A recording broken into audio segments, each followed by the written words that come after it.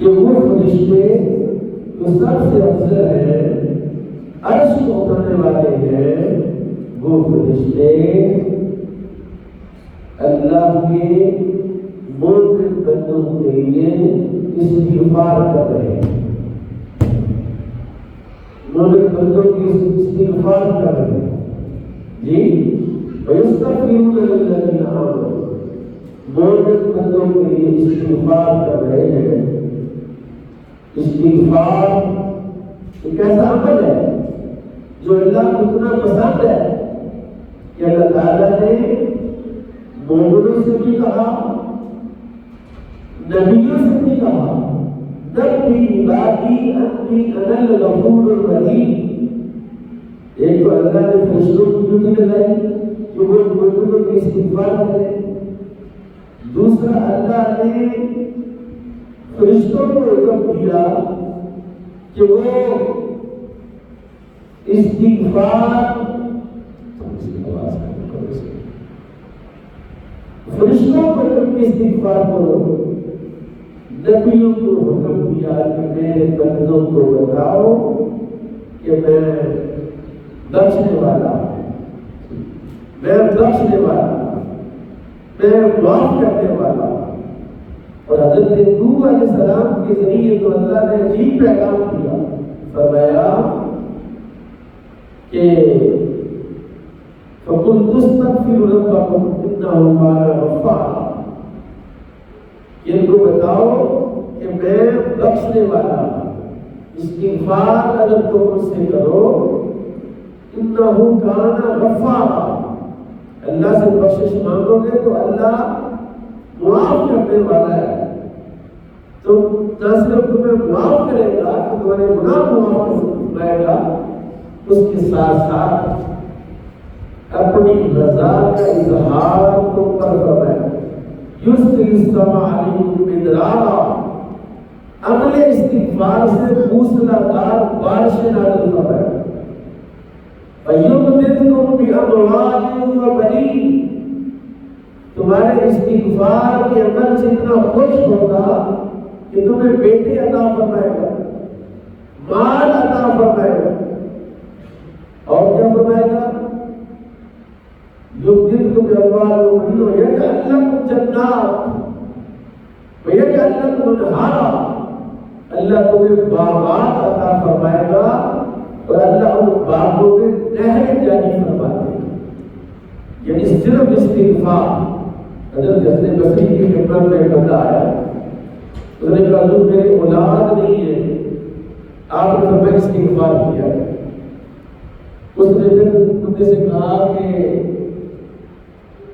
دوسرا بندہ آیا حسن بصری کی خدمت، اس نے کہا حضور میرے مال جانور مویشی ہیں، وہ پھلتے نہیں، وہ یعنی گپڑ نہیں ہوتی، آپ نے فرمایا استغفار کیا ہے۔ اور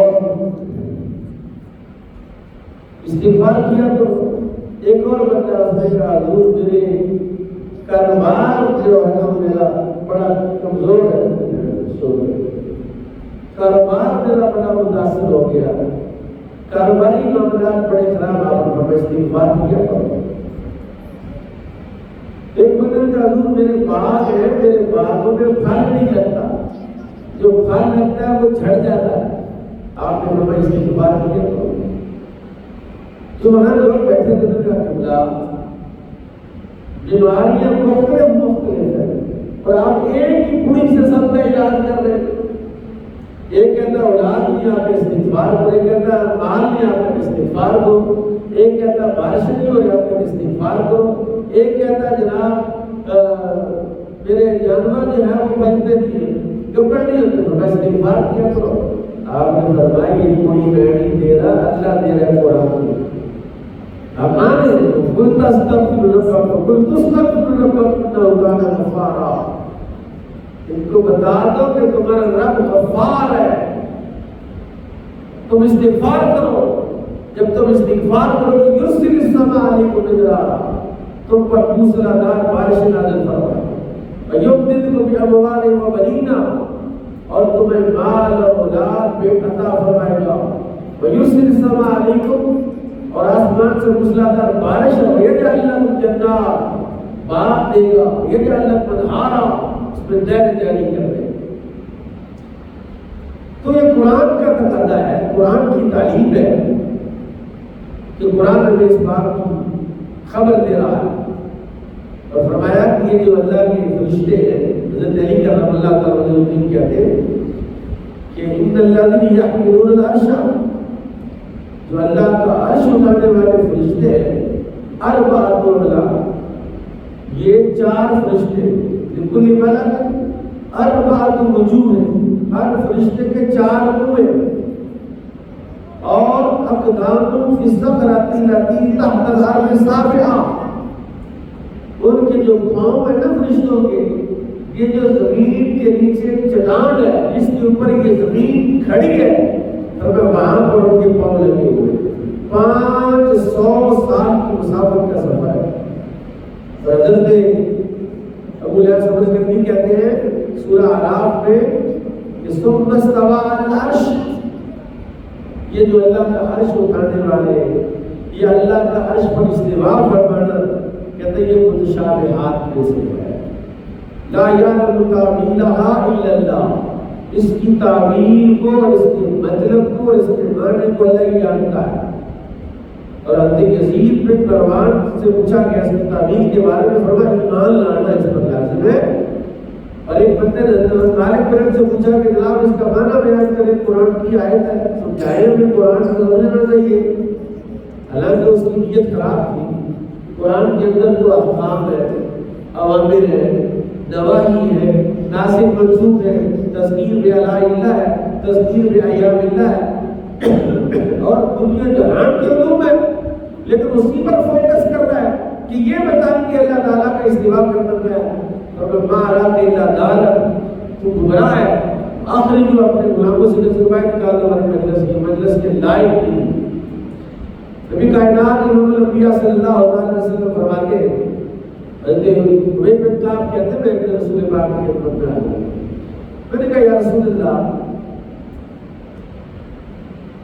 میں آپ کی بارگاہ اقدس میں ابھی درود و سلام پڑھتا ہوں، جیسے کہ قرآن نے کہا یا الذین مستعینوا بالصبر والصلاۃ، ایمان والوں تو بارگاہ رسالت میں صلاۃ و سلام پڑھو، جیسے جمعے والے دن کثرت سے درود و سلام پڑھنے کا رسول اللہ نے خود فرمایا ہے کہ جمعے کے دن مجھ پر کثرت سے درود و سلام پڑھو۔ اور فرمایا حضرت ابی بن کعب کو فرمایا فَقُمْ اجْعَلْ لَكَ مِنْ صَلَاتِي، قَالَ مَا شِئْتَ، قَالَ الرُّكُوع، میں اپنے وقت کے 4 حصے کروں، ایک حصہ آپ پر درود و سلام پڑھوں گا، باقی 3 حصے باقی ذکر اذکار کروں گا۔ آپ نے فرمایا مَا شِئْتَ إِنْ زِدْتَ فَهُوَ خَيْرٌ لَكَ، اچھا ہے، لیکن اگر تو اس ایک وقت جو ایک حصہ اس سے اضافہ کر دے نا تو تیرے لیے بہتر ہے۔ اس نے کہا یا رسول اللہ الثلث، میں 3 حصے، فرمایا مَا شِئْتَ إِنْ زِدْتَ فَهُوَ خَيْرٌ لَكَ، اچھا ہے، لیکن اگر تو اس میں اضافہ کر دے تیرے لیے بہتر ہے۔ قال النصف، میں آدھا وقت آپ پر درود و سلام پڑھوں گا اور آدھا وقت جو ہے وہ باقی کام کروں گا۔ آپ نے فرمایا مَا شِئْتَ إِنْ زِدْتَ فَهُوَ خَيْرٌ لَكَ، اگر تو اس سے اضافہ کرتے تو یہ تیرے لیے بہتر ہے۔ قال یا رسول اللہ الثلثین، پھر میں آدھے سے بھی زیادہ 3 حصے آپ پر درود و سلام پڑھو اور ایک حصہ جو ہے وہ باقی ذکر اذکار کے لیے۔ فرمایا مَا شِئْتَ إِنْ زِدْتَ فَهُوَ خَيْرٌ لَكَ، اگر تم میں اضافہ کرتے تو تیرے لیے بہتر ہے۔ کیا مطلب؟ میرے آقا اس کو زیادہ درود و سلام پڑھنے کی تعلیم دے رہے ہیں، ترغیب دے رہے ہیں۔ اس نے کہا رسول اللہ فَأَجْعَلْ صَلَاتِي كُلَّهَا لَكَ، میں تو سارا ٹائم پر آپ پر درود و سلام پڑھوں گا۔ قال إِذَا تَكْفَ عَنْكَ، اللہ تیرے معاملات میں کافی ہو جائے گا، اور وَيَغْفِرْ ذَنبَكَ، اللہ تیرے گناہ بھی معاف کر دے گا، اللہ تیرے گناہ بھی معاف کر دے گا۔ مطلب کیا ہے کہ درود و سلام پڑھنے والا، بارگاہ رسالت میں ہدیہ سلام پیش کرنے والا ایسا بنتا ہے کہ اللہ اس کی مشکلیں آسان کر دیتا ہے. تکفی ہمہ کا حضور نے تیرے لیے کفایت کر دے گا، تیرے مہمات کے اندر وہ جو ہے وہ تمہیں کفایت کر جائے گا. اور پھر میرے کریم آقا امام الانبیاء صلی اللہ علیہ وسلم نے فرمایا کہ یؤمنون بھی فرشتے جو ہیں یہ ایمان لاتے ہیں. اچھا پہلے کہتا ہے تسبیح کرتے ہیں سب بھی ہوں بھی آپ اللہ کی تسبیح کرتے ہیں. پھر بعد میں فرمایا کہ یؤمنون بھی، کہتا ہے یؤمنون بھی کا کیا مطلب ہے؟ کہتا ہے یصدقون بأنہ واحد لا شریک لہ ولا نظیر لہ. وہ فرشتے اللہ کا عرش اٹھا کر ان کو یہ معرفت حاصل ہوگی کہ اللہ کا مثل کوئی نہیں، اللہ کا شریک کوئی نہیں. اور پھر کہتا ہے الذین یسبحون بحمد ربہم ویؤمنون بہ، کہ اللہ کی تسبیح کرتے ہیں اور اس پر ایمان لاتے ہیں. اور ان کی تسبیح جو ہے وہ ایمان لانے کے بعد ہی ہوگی، ان کی تسبیح ایمان لانے کے بعد ہوگی. پھر ایمان لانے کا کیا مطلب ہے؟ فرمایا یہ تنبیہ ہے کہ یہ جو تسبیح ہے اس کا شرف ایمان سے بھی بڑھ کر ہے. اس میں اللہ شرف ایمانی وفضل و ترغیب فی، کہ پہلے ایمان لاؤ پھر اللہ کی تسبیح کرو. ایمان اتنا اعلیٰ ہے، اتنا عرفہ ہے، اتنا اہم ہے کہ پہلے ایمان لاؤ اور پھر اس کی تسبیح کرو. اور یہ جو یؤمنون بھی بات میں لائے، اس کا کیا مقصد ہے؟ کہ بھئی اصل میں وہ جو فرشتوں نے کہا تھا اللہ تعالیٰ سے تجعل فیہا من یفسد فیہا ویسفک الدماء. فرشتوں نے جب حضرت انسان کی تخلیق کے وقت اللہ نے فرمایا انی جاعل فی الارض خلیفہ، میں زمین پہ نائب اور خلیفہ بنانے والا ہوں. تو انہوں نے کہا کیا تو ایسے کو بنائے گا جو خون ریزی کرے گا، فساد کرے گا اور فتنے کا باعث ہوگا؟ اللہ نے اب فرشتوں کی ڈیوٹی لگائی کہ ان کے لیے بخشش کی دعا کرو تاکہ یہ تمہارا ان کے لیے یہ کفارہ ہو جائے. اور دوسری وجہ تو انہوں نے بھی کا ایک معنی یہ بیان کیا کہ قرآن کہتا ہے انما المؤمنون اخوہ، مومن سارے آپس میں بھائی بھائی ہیں. تو فرشتے بھی مومن، ہم بھی مومن. اب فرشتے بھی ہمارے بھائی اور ہم فرشتوں کے بھائی، اور بھائی بھائی کے لیے بخشش کی دعا کرے گا. سبحان اللہ.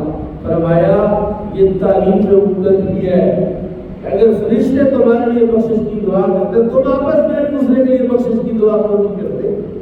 اور تمہاری دعاؤں کو اللہ رب العزت قبول بھی فرماتا ہے.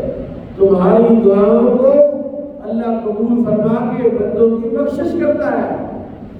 فرمایا انہم تائبون سائحون معوقون بالمغفرۃ واللہ لا یحب المفسدین. اللہ نے ان کو حکم دیا کہ تم میرے بندوں کے لیے بخشش کی دعا کرو، اور اللہ نے وعدہ فرمایا بخشش کا. فرمایا اللہ اپنے وعدے کے خلاف نہیں کرتا. اللہ نے جب وعدہ کر لیا ہے کہ میں تمہیں بخش دوں گا اور تمہاری مغفرت کروں گا، تو سوال ہوا کہ بھئی یسبحون بحمد ربہم، فرشتے کون سی تسبیح کر رہے ہیں؟ ہم بھی وہ تسبیح کریں جو فرشتے کر رہے ہیں. عاملین عرش جو ہے وہ اللہ کا عرش اٹھایا ہوا ہے. کہ جب عرش اٹھایا نا تو فرشتوں پر عرش کا اٹھانا بھاری ہو گیا، وزن زیادہ ہو گیا. تو اللہ تعالیٰ نے کہا سبحان اللہ کو. جب انہوں نے کہا سبحان اللہ تو فسہل العمل علیہم، ان کے لیے بوجھ اٹھانا آسان ہو گیا. صرف لفظ سبحان اللہ کہنے سے عرش کا بوجھ اٹھانا آسان ہو گیا. اگر عرش کا بوجھ ہلکا ہو سکتا سبحان اللہ کہنے سے، تو مومنوں یہ دنیا کی پریشانیاں یہ سبحان اللہ کہنے سے بھی آسان ہو جائے. اللہ کا ذکر کرنے سے اللہ کہتا ہے تو میرا ذکر کرو میں تمہارا ذکر کروں گا، اور تم میرا ذکر جب کرتے ہو تو میں تم پر فرشتے نازل کرتا ہوں. جب تم میرا ذکر کرتے ہو میں تمہارے گناہ معاف کر دیتا ہوں، میں تمہاری بخشش کر دیتا ہوں. اور جب تم میرا ذکر کرتے ہو تمہاری وجہ سے میں مخلوق پر رحمت نازل کرتا ہوں. تو فرشتوں نے سبحان اللہ کہا پھر دیکھا کہ جناب آدم علیہ السلام کو اللہ نے تخلیق فرمایا، تو آدم علیہ السلام کے جسم پہ جب اللہ نے روح ڈالی تو آدم علیہ السلام کو چینک آئی، دیکھ سماری کو چینک آئی، تو اس چینک کے آنے پر جناب آدم نے کہا الحمدللہ۔ جب آدم علیہ السلام کی زبان سے الحمدللہ نکلا تو فرشتوں نے دیکھا کہ اللہ نے کہا یرحمک، اس لیے چینک آنے پر الحمدللہ کہنا سنت ہے، اور جو بندہ الحمدللہ سنے اس پر یرحمک اللہ کہنا واجب ہے کہ یہ اللہ نے کہا ہے، اللہ کا کلمہ ہے۔ فرشتوں نے دیکھا کہ یہ کلمہ جو جناب آدم کی زبان سے نکلا ہے یہ بڑا لاجواب اور بے مثال ہے، تو کیوں نہ ہم بھی اس کو اپنے ذکر کے ساتھ ملا لیں۔ انہوں نے سبحان اللہ کے ساتھ الحمدللہ ملایا، جب الحمدللہ ملایا تو وزن اور ہلکا ہو وزن اور ہلکا ہو گیا۔ اب وہ پڑھتے سبحان اللہ والحمدللہ سبحان اللہ والحمدللہ سبحان اللہ والحمدللہ۔ پھر دیکھا کہ جناب نوح علیہ السلام کو جب اللہ نے مبعوث فرمایا تو نوح علیہ السلام وہ نبی ہے کہ پہلی مرتبہ قوم نے جب شرک کا آغاز کیا، یعنی بتوں کی جو پوجا ہے اس کی بنیاد جناب نوح علیہ السلام کے دور میں رکھی۔ جب نوح علیہ السلام کے دور میں انہوں نے بت پرستی شروع کر دی، اللہ نے جناب نوح کو کہا تو اپنی قوم سے کہو کہ کہے لا الہ الا اللہ، لا الہ الا اللہ کہے۔ جناب نوح علیہ السلام نے لا الہ الا اللہ کا قوم میں کچھ لوگوں نے کلمہ پڑھ لیا لا الہ الا اللہ، تو نبی اللہ پڑھ لیا۔ فرشتوں نے دیکھا کہ اللہ نے جس کلمے کو حکم دیا ہے یہ کوئی عظمت والا کلمہ ہے جو اللہ کے نبی کو کہا کہ آپ ان سے کہو، انہوں نے اس کلمے کو بھی اپنی تسبیح کے ساتھ ملا اور کیا بنا سبحان اللہ والحمدللہ ولا الہ الا اللہ، یہ انہوں نے پڑھنا شروع کر دیا۔ ابراہیم خلیل اللہ علیہ السلام جب اپنے بیٹے کو قربان کرنے کے لیے پیش کیا اور اسماعیل کے گلے پر چھری رکھ دی تو اللہ نے فدیہ دیا جناب ابراہیم علیہ السلام کے بیٹے کے لیے۔ اور فلما رأى الكبش، جب جناب ابراہیم نے بیٹا دیکھا نا کہ جنت سے آیا ہے اور میرے بیٹے کی جگہ پر فدیہ دیا گیا تو آپ لوگ خوش ہو کر اللہ اکبر اپنی زبان سے بے ساختہ اللہ اکبر۔ اب فرشتوں نے دیکھا کہ ابراہیم خلیل اللہ کی زبان سے جو کلمہ نکلا اللہ اکبر، کیوں نہ ہم اپنے ذکر کے ساتھ اس کو بھی شامل کر لیں۔ اب انہوں نے کیا کہا سبحان اللہ والحمدللہ ولا الہ الا اللہ واللہ اکبر۔ یہ تسبیح ہے ان فرشتوں کی جو اللہ کا عرش اٹھانے والے ہیں۔ اور یہ سارا واقعہ جبریل امین نے بارگاہ رسالت میں حاضر ہو کے عرض کیا کہ یا رسول اللہ اس طرح حاضرین عرش فرشتوں نے جو کلمات ہیں سبحان اللہ والحمدللہ ولا الہ الا اللہ واللہ اکبر، رسول پاک نے جب ان کلمات کو سنا آپ کی زبان حق ترجمان سے تعجب میں لا حول ولا قوت الا باللہ العلی العظیم۔ جب رسول پاک نے بے ساختہ یہ کلمہ کہا فرشتوں نے حاضرین عرش نے کہا اس کلمہ جو محبوب خدا کی زبان سے نکلا ہے اس کو بھی ساتھ شامل کر لیتے۔ چنانچہ حاضرین عرش کی تسبیح کیا ہو گئی سبحان اللہ والحمدللہ ولا الہ الا اللہ واللہ اکبر ولا حول ولا قوت الا باللہ العلی العظیم۔ چنانچہ تقی الغافلین والے نے اس کو نقل کیا کہ ابو الحسن سمرقندی نے اس حدیث کو نقل کیا تقی الغافلین میں۔ اس طرح فرشتوں کا یہ حق ہے، اور جو بندہ اس تسبیح کو اپنا معمول بنا لیتا ہے، میں نے جلالین کی حاشیے میں پڑھا اس کے بارے میں کہ جو بندہ روزانہ 300 بار اس کو پڑھتا ہے اللہ تعالیٰ اس دن کی مشکل اس کے لیے آسان کر دیتا ہے، اس کے رزق کے رستے آسان کر دیتا ہے۔ اللہ تعالیٰ اس کو حاملین عرش کی تسبیح کا اجر و ثواب عطا فرماتا ہے۔ اور فرمایا کہ یہ جو فرشتے عرش کتنا بڑا ہے، میرا آقا نے ارشاد فرمایا کہ اللہ تعالیٰ نے شاعری نے لکھا اس کو ایک ملائکہ فرشتہ ہے اللہ تعالیٰ کی بارگاہ میں عرض کرتا ہے یا رب انی اريد ان ارى العرش، میں تیرا عرش دیکھنا چاہتا ہوں. فخلق اللہ له 30,000 جناح، اللہ نے 3,000 پر عطا فرمائے اس کو. 30,000 سنہ، وہ 3,000 سال ان 3,000 پروں کے ساتھ ہوتا رہا. فقال اللہ تعالی جی فلقد هل بلغت العرش، 3,000 پر لے کر 3,000 سال ہونے والے فرشتے پھر عرش تک پہنچا. فرشتے لم اقطع بعد 10 قامت العرش، یا اللہ میں تو 10واں حصہ بھی عرش کا نہیں دیکھ سکتا. اتنا بڑا عرش ہے. نبی پاک صلی اللہ علیہ وسلم نے ارشاد فرمایا کہ جب اللہ نے کرسی بنائی زمین و آسمان اور جو کچھ اس میں ہے، فرمایا کرسی کی نسبت زمین و آسمان کے ساتھ کیسی ہے کہ ایک صحرا ہو اور اتنا بڑا صحرا ہو اس میں ایک کھجور کی گٹھلی پھینک دی جائے تو کرسی کے مقابلے میں ساتوں آسمان اور زمینیں اور جو کچھ اس میں ہے کرسی کے مقابلے میں صحرا میں پڑی ہوئی گٹھلی کے برابر ہے. یہ ساتوں آسمان اور زمین اتنی بڑی کرسی ہے. اور عرش اس کرسی سے اتنا بڑا ہے جتنی کرسی ساتوں آسمان اور زمینوں سے بڑی ہے. اور اس عرش کی زیارت کے لیے فرشتہ 3,000 پر لے کر 3,000 سال تک اڑتا رہا تو 10ویں حصے تک نہیں پہنچا. اتنا بڑا عرش اٹھانے والے فرشتے اللہ کی تسبیح کر رہے ہیں. اور ساتھ کیا کر رہے ہیں؟ ساتھ وہ یستغفرون للذین آمنوا، ایمان والوں کے بخشش کی دعا کر رہے ہیں.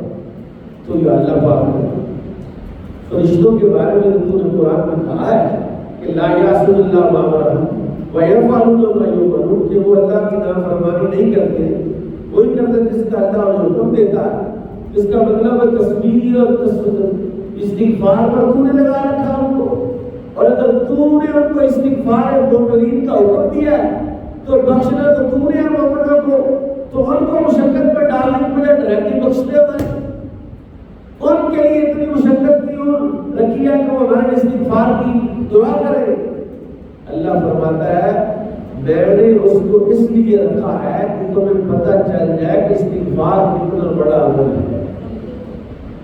استغفار اللہ سے معافی کا سوال کرنا، اللہ سے معافی طلب کرنا. نبی پاک صلی اللہ علیہ وسلم کیا فرماتے ہیں؟ آپ فرماتے میں انہ لیغان ولا قلبی، میرے دل پر جب غبار آ جاتا ہے، میرے دل پر جب وہ پردہ آ جاتا ہے، حجاب آ جاتا ہے دخان دھواں کا، اگر میں پھر استغفار کرتا ہوں اور میں 70 بار استغفار کرتا ہوں، 70 بار روزانہ. اور بعد حدیث میں تو حضور ایک دن میں 100 بار استغفار کرتا ہوں. کون کرتا ہے؟ وہ کون ہستی ہے؟ جو حبیب خدا ہے، وہ 100 بار استغفار کرے ایک دن میں. ایک صحابی کہتے ہیں میں نے ایک مجلس میں رسول پاک استغفار کو شمار کیا. محفل لگی تھی، مجلس لگی تو رسول پاک بات کر رہے. اب تھوڑی دیر بات کرتا استغفر اللہ، میں نے کہا ایک بار پھر استغفر اللہ، پھر تھوڑی دیر استغفر اللہ. کہ تم نے ایک مجلس میں رسول پاک کے استغفار کو شمار کیا، 70 بار استغفار کیا حضور نے ایک مجلس میں. یہ ایسا عمل ہے استغفار کہ استغفار کرنے سے گناہ بھی مٹتے ہیں، درجے بھی بلند ہوتے ہیں، مال و دولت میں بھی اضافہ ہوتا ہے. اور عرش پر اللہ نے عرش کی جگہ پر پانی پیدا کرا اور والعرش مستقر الماء، اللہ نے عرش کو پانی پر ٹھہرایا. یہ وہ مالک ہے. جب پانی پر اللہ نے عرش کو ٹھہرایا اللہ ہوتا ہے یسعد فوق الماء، اللہ نے حکم دیا کہ اس کو پانی سے اوپر اٹھاؤ. فارتفع، پانی نے اس عرش کو اوپر اٹھایا. فجعل يعلو فصار الماء الذي في الأرض كالطاقة وشيء العرش وَسَعْنَمَا إِلَى مَا شَاءَ اللَّهُ، یعنی جس طرح کعبہ ہے نا اس طرح بلند کیا اس کو، اور اتنا بلند کہ جتنا اللہ نے چاہا. فَأَمَرَ بِالرُّجُوعِ إِلَى مَوْضِعِهِ، اللہ نے حکم دیا واپس اپنی جگہ پر چلا گیا. وہ واپس اپنی جگہ پر چلا گیا. فَقَالَ لَوْلَا أَنَّ اللَّهَ أَمَرَنِي أَنْ أَرْجِعَ إِلَى مَقَرِّي لَشِيعَتُكَ إِلَى مَكَانِكَ، پڑھنے کا اللہ نے مجھے بلندہ واپس جانے کا تو میں یار عرش کے ساتھ ہی رہتا. پانی کی بھی خواہش ہے کہ وہ اللہ کے عرش کے ساتھ رہے. کیا تجلیات ہوگی عرش پر اللہ، مرکز تجلیات عرش ہے. اور کل یوم ہوا فی شأن کا مقام ہے کہ پانی بھی وجد کر رہا ہے، پانی بھی خواہش کر رہا ہے کہ کاش کہ اللہ مجھے واپس اپنی کو پکڑ دیتا کہ میں اللہ کے عرش کے ساتھ رہتا. اور فرمایا فَأَوْحَى اللَّهُ تَعَالَىٰ إِلَىٰ ذَلِكَ الْمَاءِ، اللہ نے اس پانی کو حکم دیا. فرمایا إِنَّكَ لَمَا أَكْرَمْتُ الْعَرْشَ وَشِيَّتُهُ لِأَجْلِي، اے پانی میں نے تمہیں اپنے عرش کا ساتھ دیا اور تمہیں میں نے عزت دی. جعلت مکانک افضل البقاء، جا پھر میں تجھے ایک عزت دیتا ہوں، تجھے ایک شان دیتا ہوں. یا اللہ کیا شان ہے؟ فرمایا کعبہ تیرے مقام پر ہی ہوگا. اے پانی جہاں پر تو ہے یہاں پر کعبے کو بناتا ہوں، اور قیامت تک لوگ تیری طرف منہ کر کے نماز پڑھیں گے، اور قیامت تک تیرے اس مقام کا طواف کریں گے. اور ہر مومن کے دل میں خواہش ہوگی کہ ایک مرتبہ زیارت ہو جائے، میری حاضری ہو جائے. وَجَعَلْتُ قِبْلَةَ الْخَلَائِقِ، میں ساری مخلوق کا قبلہ بنا دوں گا. وَمَزَنَّةً لِطَلْبِ الْحَوَائِجِ، اور وہ گمان کریں گے کہ ایک باری میں کعبہ دیکھ لا میرے مسئلے حل ہو گئے. وَلِهَذَا قَالَ النَّبِيُّ صلی اللہ علیہ وسلم، اس لیے میرے آقا نے فرمایا من شیء ضعیفا 7 خطوات اغلق اللہ عنہ 7 ابواب. فرمایا یہ جو مہمان نوازی تھی نا عرش کی جو پانی نے کی، فرمایا مہمان نوازی کی شان ہے کہ جو بندہ کسی مہمان کے ساتھ 7 قدم چلتا ہے اللہ جہنم کے 7 دروازے اس کے لیے بند کر دیتا ہے. اگلے دن میں ایک بہت بڑے عالم دین اور بڑی ہستی اور بڑی شخصیت کی بارگاہ میں حاضر ہوا، بڑی عزت افزائی فرمائی. تو وہ میں نے کہا حضور آپ تشریف رکھا کرتے ہیں، میں آپ کے بیٹھ کے میرے ساؤں دور تک کہتے ہیں سنت رسول اللہ کی ہے. اور مہمان کے ساتھ جتنے قدم چلنے، مہمان کو الوداع کہنا ہے، مہمان کا استقبال کرنا ہے، مہمان کی خدمت سیوا کرنی ہے. فرمایا اس کی تو مثال ہی ہوتی ہے. فرمایا اللہ تعالیٰ کے حبیب نے میرے کریم آقا نے فرمایا اذا شیع لسمانی، یہ تو 7 قدم چلا نا، اور جو 8 قدم چلے گا تو دعات فتح اللہ لسمانی ابواب الجنہ، اللہ جنت کے 8 دروازے کھول دے گا حتی یدخل من ای باب شاء، جس دروازے سے چاہے گا جنت میں داخل ہو. یہ مہمان کی خدمت، اس کی اکرام میں، اس کی قدم میں چلنا کس کی شان ہے. تو کیا باتیں وقت اجازت نہیں دیتا کیا وہ چیزیں بیان کریں. آخری بات کہتا ہوں، فرمایا مجھے نظر آ رہا ہے مجھے سمجھ آ رہی ہے میں وہ آقا ہے. ذکر ان اول شیء خلق اللہ تعالی الکلام ثم اللوح، اللہ نے پہلے قلم پیدا پھر لوح پیدا، پھر اللہ نے قلم کو دیا یکتب فی اللوح، قلم ذرا کتاب کو لوح کو پڑھے واہ قائم قیامت تک جو کچھ ہونا ہے لکھ دو. ثم خلق له شیء ثم خلق ما شاء على حسب المشیت الذی، پھر اللہ نے جو چاہا اپنی مشیت کے مطابق پیدا. ثم خلق العرش، پھر اللہ نے عرش پیدا کیا. اور یہاں رسول اللہ کی بات عرض کرو، جب اللہ نے کہا نا قلم لکھ، اکتب یا قلم لکھ، قلم نے کہا ماں کتاب تو میں کیا لکھوں؟ تو میں لکھ لا الہ الا اللہ. قلم نے کہا لا الہ الا اللہ، آپ جان کر محمد رسول اللہ. قلم نے اخبار کے رب العزت میں سجدہ کیا اور عرض کی میرے مالک میں تجھے جانتی ہوں تو اللہ کی محبت کون ہے؟ اللہ نے کہا ادب کا قلم یہ وہ